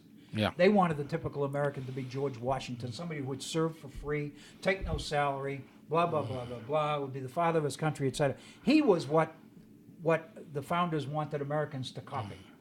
The Southern gentleman, the prestige, the well-educated, well-read, well-traveled, Right. An aficionado of the arts and music and literature and all that. And instead we end up with Andrew Jackson Right. as the typical American. And so Andrew Jackson himself, what we think of when we think of Andrew Jackson, is a classic example of what Emerson is saying in that quote. And there's one other quote in the same chapter. And while you're looking for it, if you think about the elections of 1824 and 1828, in some ways, John Quincy Adams is kind of he's the last American president who does not like the idea of faction, Right. and does not want to identify with a party. Jackson embraces that completely. He wants government to Right. create the society that the founders Yeah. believed would happen automatically. And he is portrayed by the Jacksonians how? As an elitist. As an aristocrat and somebody that's out of touch with the With people. European sensibilities and ideas. And that's where we're going in the second course in the 19th century here, is we're going to pick it up with the end of the War of 1812, and we're going to look at the movement towards the election of Jackson, Right. and how this is symbolized by the increasing split between North and South, et cetera, et cetera. This other quote is on page 295 of Wood's book, and he says, and I'm going to read this very fast, but he says, the want of learning and of science in the majority is one of those things which strikes foreigners who visit us forcibly. Our representatives to all our legislative bodies, national as well as of the states, are elected by the majority sui similis, that is, unlearned. For instance, from Philadelphia and its environs, we sent to Congress not one man of letters. One of them indeed is a lawyer, but of no eminence, another a good mathematician. But when elected, he was a clerk in a bank. The others are plain farmers. From the next county is sent a blacksmith, and from just over the river a butcher. Our state legislature does not contain one individual of superior talents. The fact is that superior talents actually excite distrust, and the experience of the world perhaps does not encourage the people to trust men of genius. Remember hear the commercial, man of genius? Right. Bud Light. This government of what may be called an unlettered majority has put down even that ideal rank which manners had established, excepting in our great cities depending on commerce and crowded with foreigners, where the distinction between what's called the gentleman and others still subsists and produces circles of association separate from each other. In Philadelphia, this is a letter written in 1806 during Jefferson's administration. In Philadelphia, even this distinction has almost disappeared. Those who expect it, having early excluded themselves from the present race of well-dressed men and women. Of this state of society, the solid and general advantages are undeniable. But to a cultivated mind, to a man of letters, to a lover of the arts, it presents a very unpleasant picture. The importance attached to wealth, and the freedom which opens every legal avenue to wealth to everyone individually has two effects which are unfavorable to morals. It weakens the ties that bind individuals to each other by making all citizens rivals in the pursuit of riches, and it renders the means by which they are attained more indifferent. What he's talking about here is the emergence of what we call a free enterprise capitalist society. We're talking about a society based on opportunity, people who are willing to seize opportunities, people who look towards the future, who look to get ahead, who seize the moment, who invest in the future, who salt it away for the future, who are willing to do whatever it takes now to benefit later on in the future. And it's an investment. Getting an education is investment in a more profitable future, et cetera, et cetera, et cetera. In other words, all the things that the founders believed would tear the society apart begin to happen. And Emerson in 1830 is looking back and saying, look what's happened to this society. We're falling apart. Everything we value is gone. And of course, the epitome of this is the election of Jackson, who's everything that the founders would not want. And that's why I think Emerson makes the comment and says not one of the founders died happy because of what the revolution had wrought. So that's the question. Look at, and again, if you go to Woody Holton's book on the 1780s and the Confederation period, and you look at the issue of investment and farms and taxes and paper money and all the rest of it, and you begin to look at the extent to which people's self-interest becomes predominant, you can begin to understand why the Madisons and the James Wilsons and the Dickinsons and the Hamiltons and the John Jays begin to say very early in the 1780s, hell, if we don't do something quick, independence is going to go down the tubes. Everything that was possible for us is going to be gone. And ultimately, what they suggest then is the idea that we better, if we can't do it on the state level, damn it, we better do it on the national level. And they begin to push towards the idea of creating a government which is strong enough so that the right people can control it. I don't want to hold you up because I know we need to get into a couple other questions, but this made me think of a quote from Washington, when Washington talks about, and I can't remember the quote exactly, but how horrible it would be if we show that we cannot govern ourselves. How horrible it would be if we show that we cannot create the type of society that we claim that we could. In terms of how Britain would view us. Right. And what's going on in Britain at this time is essentially people in Britain who claim to know something about history and government and things of that nature are convinced the United States will fall apart, that they will not survive, because you had never had a successful republic, a representative government over such a large geographic space. Right. Their own sense of like Roman history, for example. Rome went from the republic died with Caesar, and you end up with the Principate. And so the idea being that this cannot work. No. It will not work. And the belief, there's absolute shock when Washington voluntarily goes back to Mount Vernon. Right. And gives up power. Yeah. in France, the gentry and the king of France can't believe that he did this. I mean, he'll never do it. George III Said he must be the said, greatest man. He must be the greatest man Yes. that ever lived, because nobody Right. could do this. Right, can't Give up happen. power voluntarily. And that's ultimately the kind of people that this society, that the founders believed this society had to be built around. And the question is how to, and so my thesis would be, and again, I'm not suggesting my own thesis here, but there's no question in my mind that as I read Madison and Jefferson and the rest of them, the thinking of Madison and the others is what we need to do is create a national government. It can make this happen because the Confederation spirit is not, as long as power's in the states are screwing all this up. The wrong people, the state governments are responding to the wrong interests and the wrong people, and what we need to happen ain't happening. And what we need to do is shift power to the national level. Woody Holton says this in the first chapter of his book. The issue to understand the creation of the Constitution of the United States. What is it that caused people to willingly give up power to a stronger national government? And the answer he points out, and I wrote my dissertation on the same thing in Maryland. I said almost exactly the same thing that he says.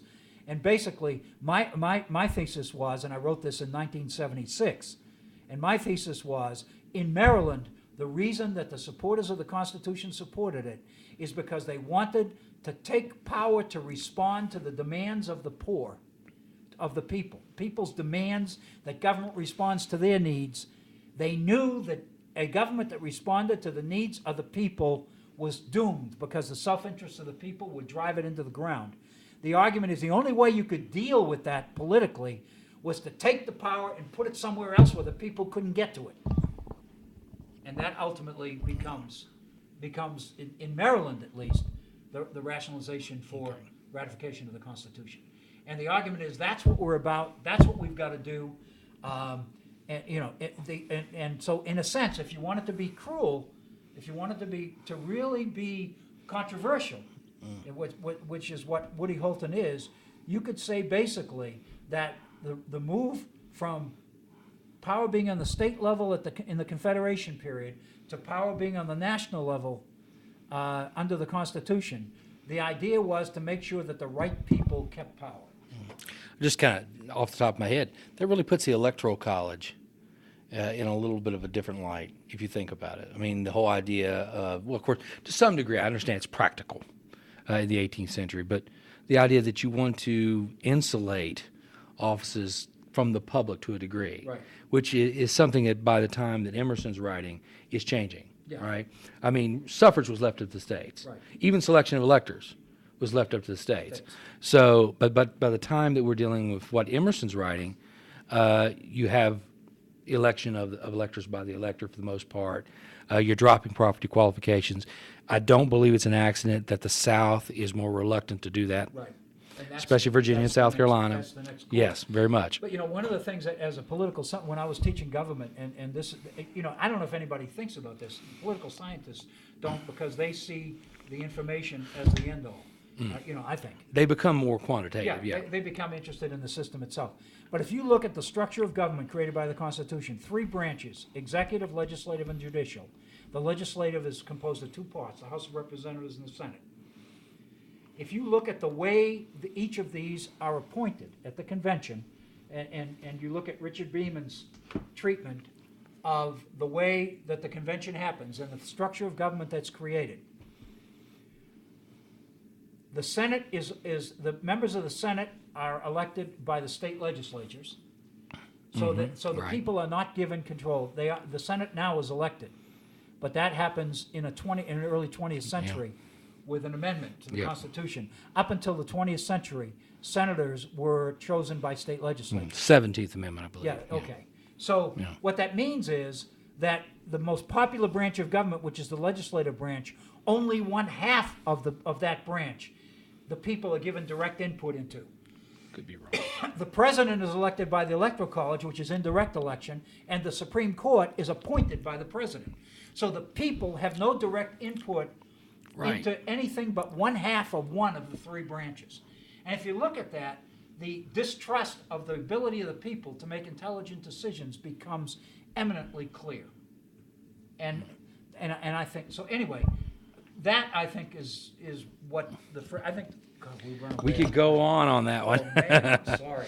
I'm sorry. It's hard to resist not talking about some of the recent discussion about direct election of senators, Right. and The next- so we will resist The it, right? second question will be easy because it's Okay. self-explanatory. All right. So you start here with a quote from Benjamin Rush, and I quote: "In our opposition to monarchy, we forgot that the temple of tyranny has two doors. We bolted one of them by proper restraints, but we left the other open, by neglecting to guard against the effects of our own ignorance and licentiousness." That's Benjamin Rush. Benjamin Rush wrote this in 1787 at a time when revision of the Articles was obviously on his mind, and many other minds as well. He seems to be telling us here why he is in favor of a revision of some sort. Do you agree with him? Imagine that you are Patrick Henry here. How would you respond to Rush's assessment of the nation's problems? This is the kind of question I like because you're putting yourself into the past, putting yourself into the position of the historical figures, the kind of thing that, of course, teachers want to do with students. Right. And it works. And, and if you want to find out what Patrick Henry believes about the Constitution, read the chapters in Pauline Meyer's book on Virginia ratification, and just look at the speeches by Patrick Henry. Look at the index in the back. Every page that Patrick Henry has mentioned is, right. Every page in this book. Just read the Patrick Henry sections, and you've got Patrick Henry on the Constitution, and now you'll know how he thought. Take that frame of mind and react to Benjamin Rush's quote. Mm-hmm. And Benjamin Rush said, we made a mistake. We bolted one door by building in restraints, but we forgot the other door, which is the effects of our own ignorance and licentiousness. In other words, what we didn't count on was that people will naturally go after what's best for them, their own self-interest. They won't put public interest first. They won't consider civic virtue first unless they're forced to. And what they were able to do is get control of the state governments, and the state governments are enacting laws which violate everything. They're going to drive this society down into the dust, is what they believe.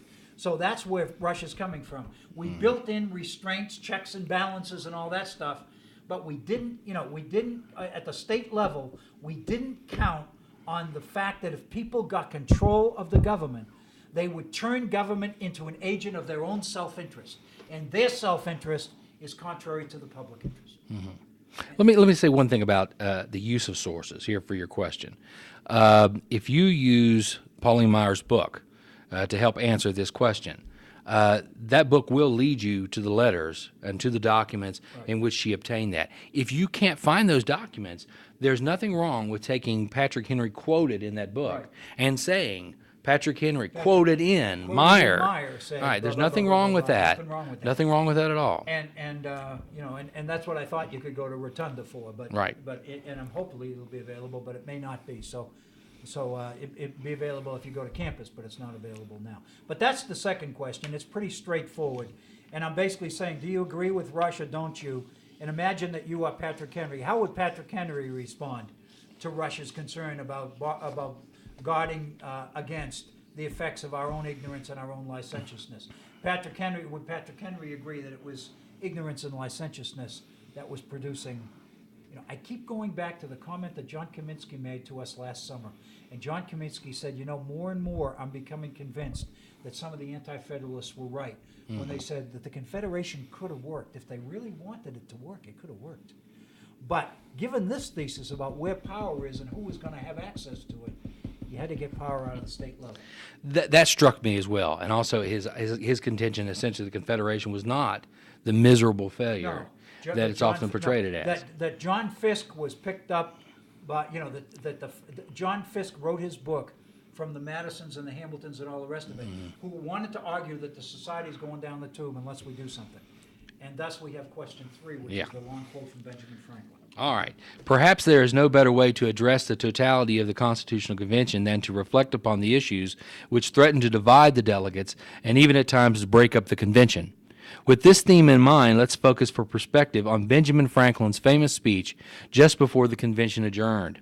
And I quote, In these sentiments, sir, I agree to this Constitution with all its faults, if they are such, because I think a general government necessary for us, and there is no form of government but what may be a blessing to the people if well administered, and believe farther that this is likely to be well administered for a course of years, and can only end in despotism, as other forms have done before it. When the people shall become so corrupted as to need despotic government, being incapable of any other, I doubt to whether any other convention we can obtain may be able to make a better constitution.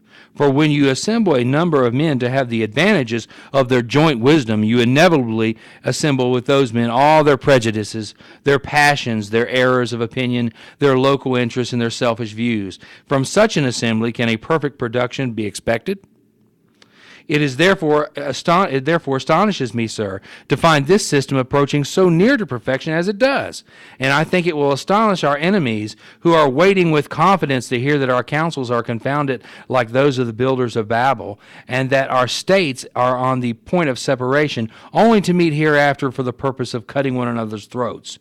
Thus I consent, sir, to this Constitution, because I expect no better, and because I am not sure that it is not the best. The opinions I have had of its errors I sacrifice to the public good. I have never whispered a syllable of them abroad. Within these walls they were born, and here they shall die. If ever one of us, in returning to our constituents, were to report the objections he has had to it, and endeavor to gain partisans in support of them, we might prevent its being generally received, and thereby lose all salutary effects and great advantages resulting naturally in our favor among foreign nations, as well as among ourselves, from our real or apparent unanimity. Much of the strength and efficiency of any government in procuring and securing happiness to the people depends on opinion, on the general opinion of the goodness of the government, as well as of the wisdom and integrity of its governors. I hope, therefore, that for our own sakes, as a part of the people and for the sake of posterity, we shall act heartily and unanimously in recommending this Constitution, if approved by Congress and confirmed by the conventions, wherever our influence may extend, and turn our future thoughts and endeavors to the means of having it well administered.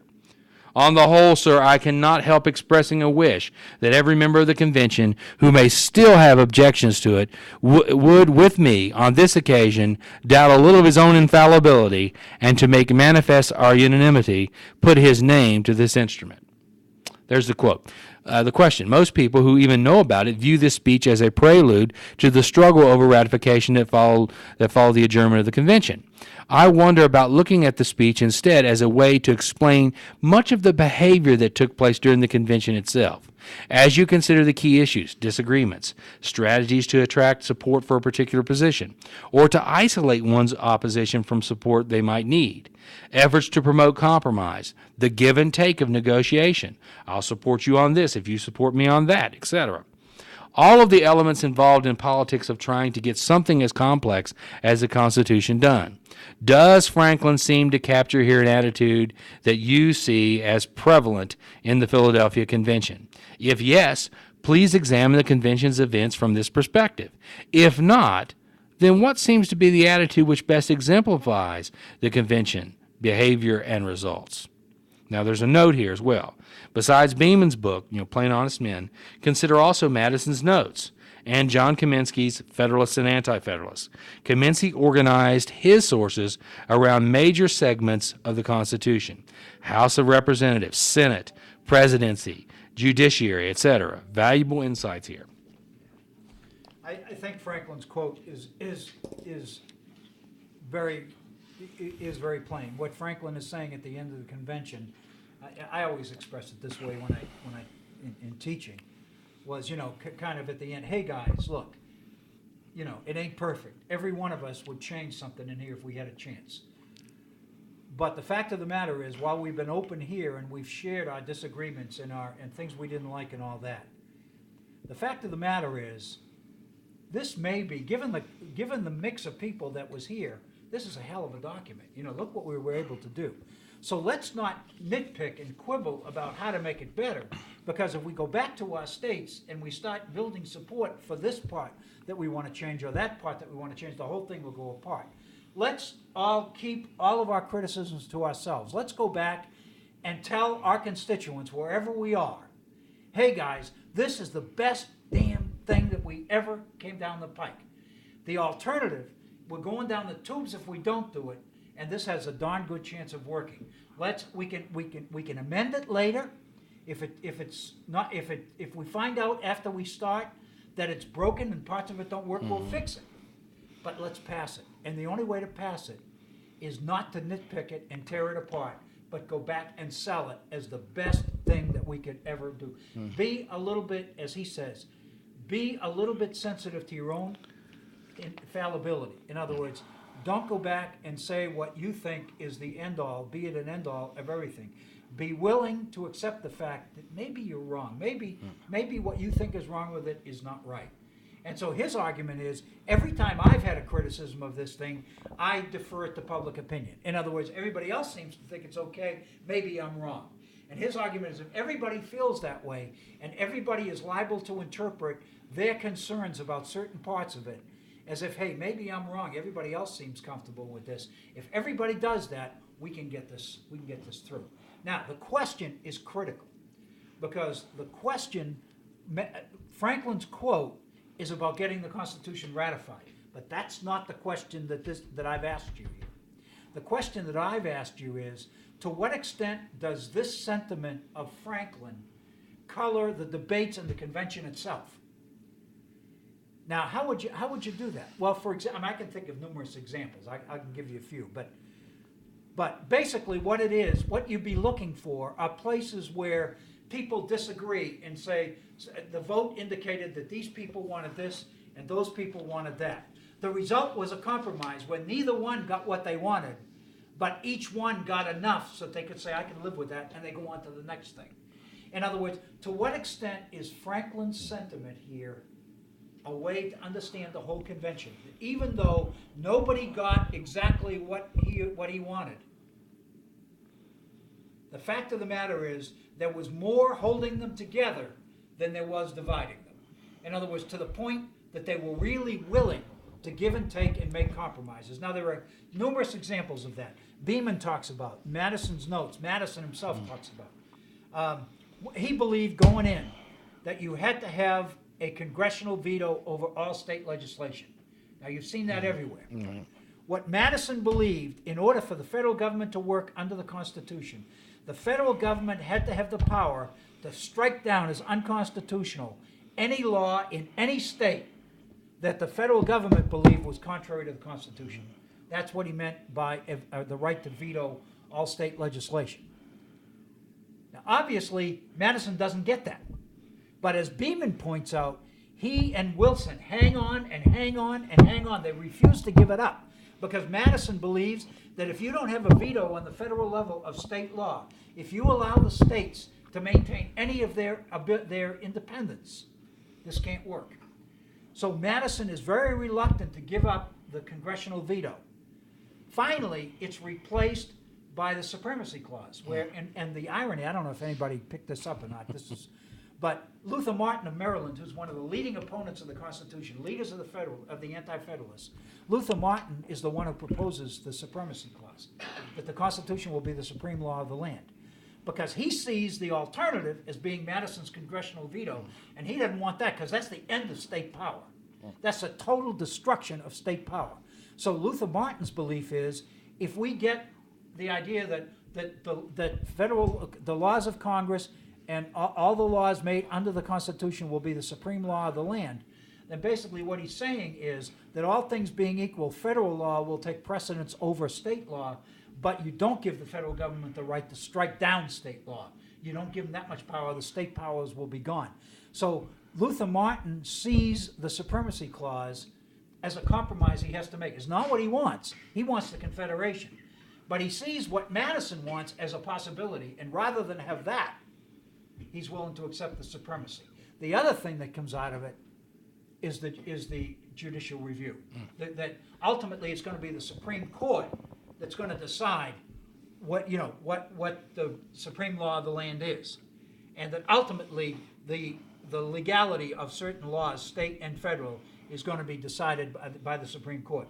The irony of the situation is, if you read Hamilton's Federalist, I think it's 37, but I'm not sure. maybe 78. But Hamilton writes a Federalist paper, and basically he lays out, everybody says that judicial review begins with Marbury versus Madison. Hamilton laid it out in one of the Federalist papers. They knew that courts tell you what the law is. They knew going in that the Supreme Court would ultimately define what's constitutional and what's not constitutional. So, but that's what I'm looking for, those kinds of compromises where nobody gets what they want, but everybody realizes that I'll take a little bit because it's more important than we stay here. And when you get to the point where the convention almost is willing to split over slavery. 3/5 compromise. Yes, the 3/5, the slavery issue. Yeah. The South is threatening to walk out. And the Madisons and the rest of them, and the Nationalists, Hamilton and the rest of them, have to make concessions to the South, because if the South walks out over slavery, It's over. It's It's over. over, yeah. It's over. And so all the compromises that we study about leading up to the Civil War are just further examples of something that happens in the Constitutional Convention. The first major compromises are made in Philadelphia in 1787.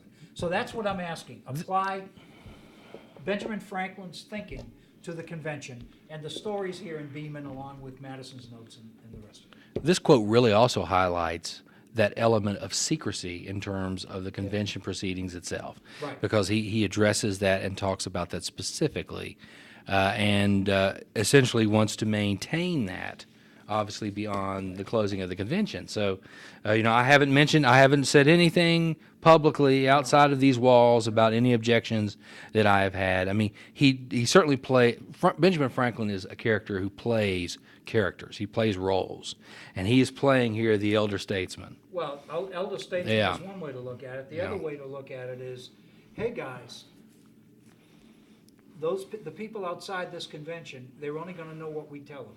Here's what we need to tell them.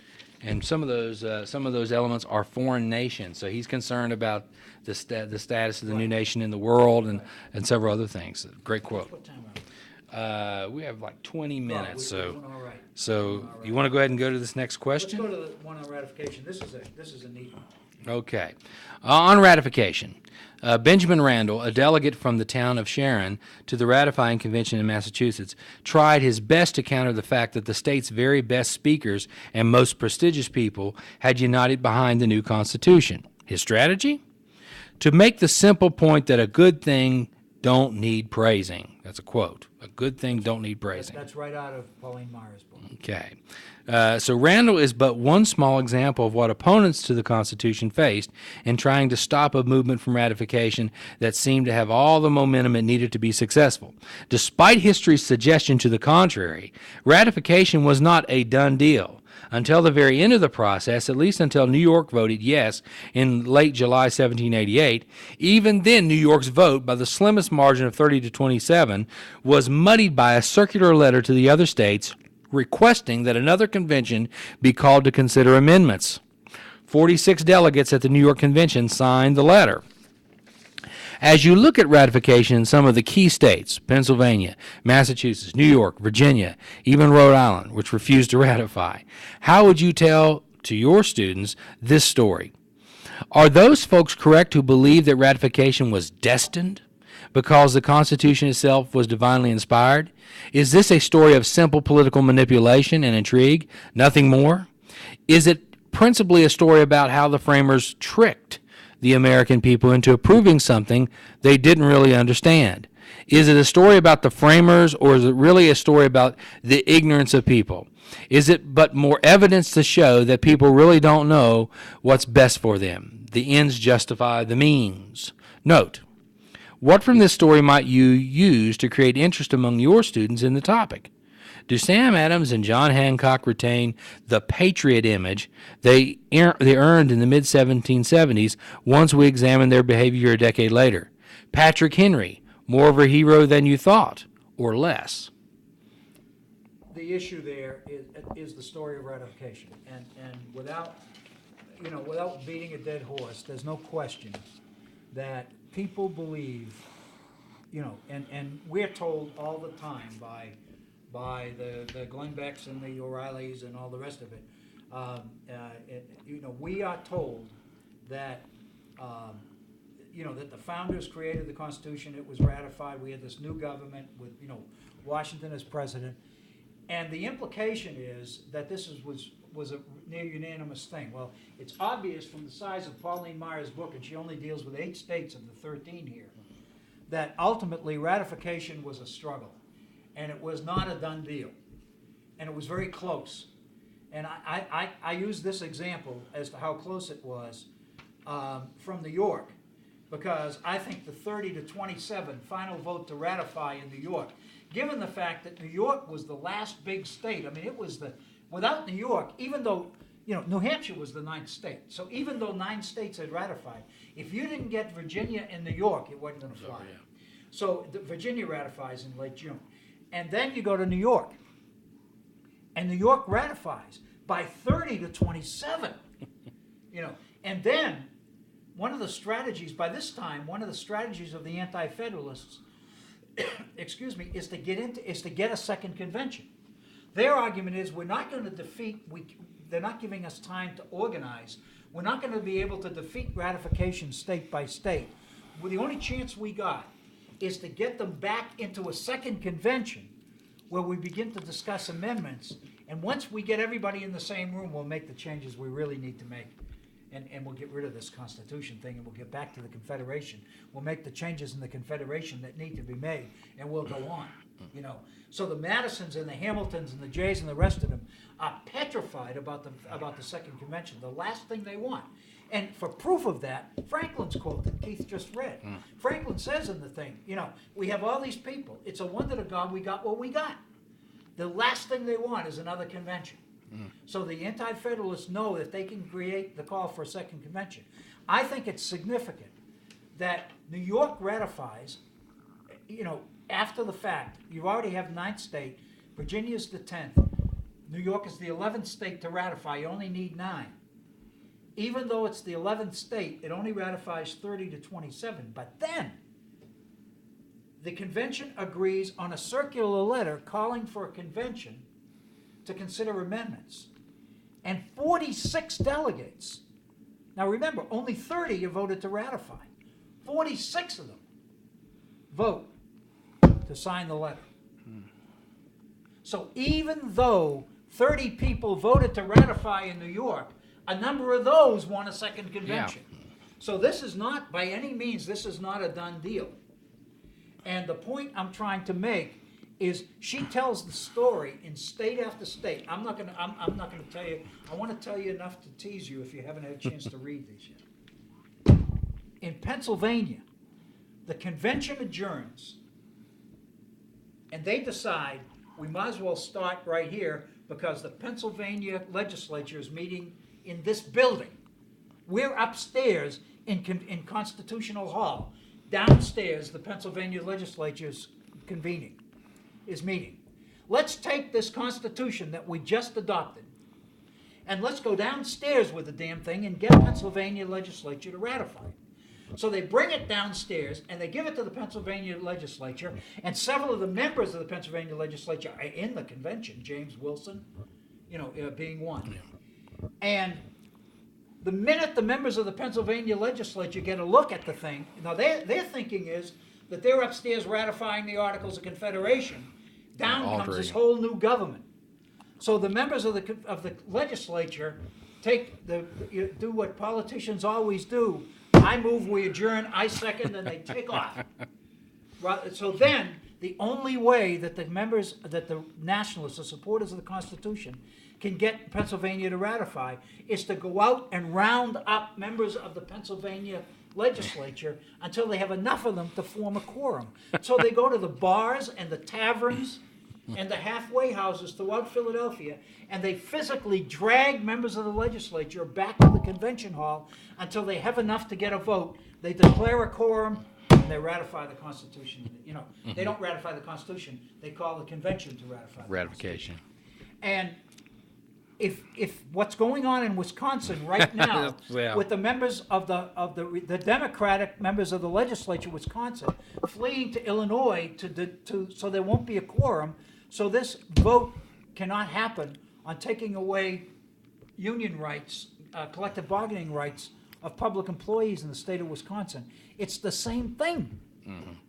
They did exactly the same thing. So if you can't get your students interested in ratification in Pennsylvania, when you read the stories of them dragging half-drunk people back to the convention, just so that we have enough people there to declare a quorum and call a convention, and call a special election for a convention.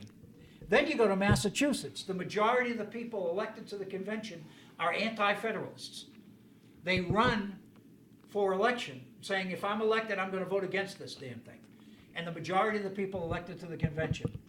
So the nationalists, the Fisher Ames and the rest of the federalists are saying, we got to do something here. We're going to get a negative vote. If we take the vote right now, the Constitution loses in Massachusetts, one of the biggest states. What are we going to do? So the argument is, we got to figure out how to get some of these people who are committed to voting against it to vote for it. How do we do that? Well, one thing they begin to play with is amendments. We can promise amendments. Right. The other thing they do is they look and they say, who are the heroes in Massachusetts? John Hancock and Sam Adams. Yeah. If we can get those guys to speak in favor of the Constitution, we might be able to squeeze through a positive vote. Sam Adams is lieutenant governor. He's opposed to the Constitution, but for reasons which aren't quite clear, he's willing to support it. Draw your own conclusions. Hancock is the key, because Hancock is the governor, but he's sick with the gout. Hancock, throughout his political career, always has attacks of the gout when it's convenient to not be at work. Yeah. So they go to Hamilton and to Hancock, and they visit him at home. And it's all laid out there. Henry Knox and the rest of them explain this is the way they deal with it. They go to Hancock and they say, John, everybody knows that Washington's going to be president if this thing passes. It's pretty obvious with a Virginian as president that the vice president has to be a New Englander. If you can swing votes for us, if you can help us get this through, we'll make sure that you're that person. You will be the vice president of the United States. And they point out, Washington is sending out all these letters saying he doesn't want to go. He's back in private life. He doesn't want to come back into public life anymore. It's not clear that Washington will even be willing to be president, in which case you could be the president of the United States. They play to Hancock's vanity. Hancock goes into the convention, gives a speech to the Massachusetts Ratified Convention, urges them to give it a chance, and they use Hancock's vanity and all the rest of it to get it through. Then you go to Virginia, and that's where you have the Madison Patrick Henry duel, and you got to deal with Patrick Henry. Patrick Henry's brilliant. Takes 2 chapters. John Kaminsky's project has 3 volumes on Virginia, 5 volumes on New York. By the time you collect all the documents. So they go through all this thing about Patrick Henry and getting Patrick Henry. Read what Patrick Henry, some of the speeches he gives, and how effective and how persuasive he is and all this. How are they going to get this through? Finally, Madison has to become an advocate for a Bill of Rights, because if they don't agree to put a Bill of Rights on, it ain't going to pass. So, again, I go back to repeat something that I said before, but I think it's fascinating. Most people today believe the Constitution of the United States and the Bill of Rights are synonymous. I mean, the Constitution is the Bill of Rights to most people. There wasn't even a Bill of Rights in it. When the founders didn't believe it was necessary. The only reason that they agreed to add a Bill of Rights was to get the Constitution ratified. And then Madison has to play with the rights to make sure that the rights that they are willing to put in the Bill of Rights don't affect anything related to federal power. In other words, Madison separates the amendments that will do harm to the power of the federal government versus the amendments that they don't really care about, like freedom of the press and religious freedom and freedom of speech and freedom of assembly and the right to bear arms and all this stuff that aren't even issues. The real issue is the power of the federal government versus the power of the states. And Madison wants to make sure that none of those amendments sneak in. And that's the way you get the Bill of Rights ratified. So I guess the point I'm trying to make, and the reason I think this is a good question for you as teachers, if you can't get kids interested in the stories that are going on with these, and some of the quotes that she cites, she gives you the dates of the letters, you got the whole thing available on Rotunda. It's a fantastic story. You say here in the question, at the very end of the question, about Hancock and Henry Do Sam Adams and John Hancock retain the patriot image they earned in the mid 1770s? You talk about Patrick Henry. Is he more of a hero than you thought, or less? To some degree, I mean, to what degree do you believe this is really a matter of the fact that the winners, in essence, have been able to write the story, that they've dominated the story, and part of that may have to do with their talent as writers.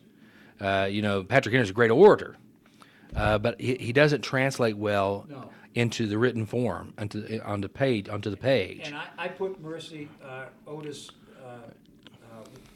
Warren's observations on the Constitution on Blackboard. It's 11 pages long. It's tough reading. And thank you. 5 minutes, okay. 5 minutes. Sorry. We're keeping time. We're not going to keep you over. And I put Mercy Otis Warren's observations on the Constitution.